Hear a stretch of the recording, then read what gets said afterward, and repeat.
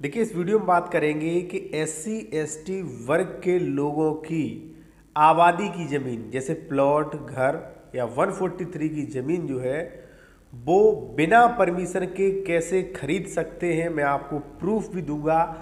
अधिकतर लोग खरीदते हैं लेकिन उनके पास कोई प्रूफ नहीं होता है, उनके पास लिखा हुआ नहीं होता है, वो भी मैं आपको बताऊंगा।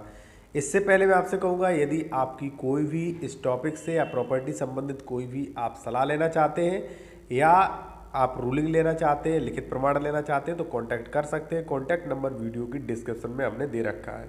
देखिए, सबसे पहले तो एक बात समझ लीजिए, आबादी की ज़मीन 143 की ज़मीन वही होती है जिसकी एसडीएम द्वारा घोषणा की गई हो, वही ज़मीन।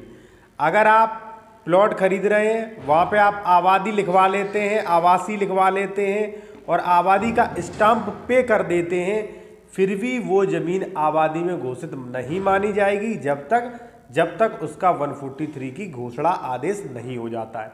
इसका भी मैं आपको प्रमाण दे सकता हूँ। ठीक है, चलिए अब देखिए, यहाँ पे हम बात करेंगे घोषणा के परिणाम यानी कि धारा 143 के परिणाम के बारे में।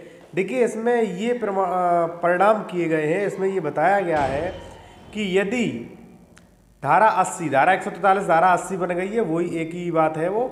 ठीक है, धारा 80 की धारा 1 के अधीन घोषणा की जाए, वही ऐसी जोत या उससे संबंधित भाग के संबंध में निम्नलिखित परिणाम होंगे।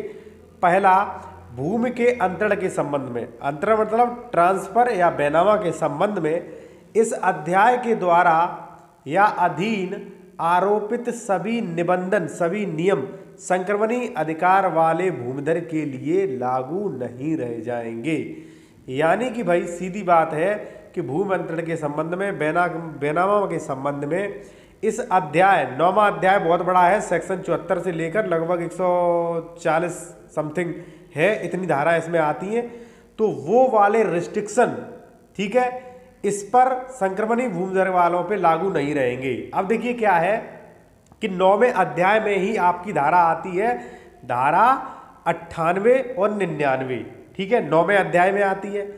तो 98 में जो रिस्ट्रिक्शन लगाए गए हैं कि एससी एसटी वर्ग के व्यक्ति अन्य किसी को नहीं बेच सकते हैं, रिस्ट्रिक्शन लगाए गए हैं। ठीक है, लेकिन ये धारा ये कह रही है कि 143 के बाद वो रिस्ट्रिक्शन इस पर लागू नहीं रहेंगे। ठीक है, तो स्पष्ट हो गया कि 143 जमीन की हो गई है तो आप वो जमीन बिना परमिशन के भी खरीद सकते हैं, तो वो रिस्ट्रिक्शन नहीं है। जब रिस्ट्रिक्शन नहीं है तो परमिशन लेने की आवश्यकता नहीं मेरे अनुसार और इस कानून के अनुसार। ठीक है, तो आप अपनी राय देना चाहें तो राय भी दे सकते हैं, और यदि आप इसका प्रमाण चाहते हैं, कोई भी सलाह लेना चाहते हैं तो ले सकते हैं। कॉन्टैक्ट नंबर हमारा वीडियो की डिस्क्रिप्शन में दिया गया है, और वीडियो को लाइक करें, चैनल को सब्सक्राइब कर लें ऐसी ही जानकारियों के लिए। आप भी अपनी राय दें कि आप क्या समझते हैं और आप जो है इसके अनुसार जो है आप अपनी क्या राय देना चाहते हैं। धन्यवाद।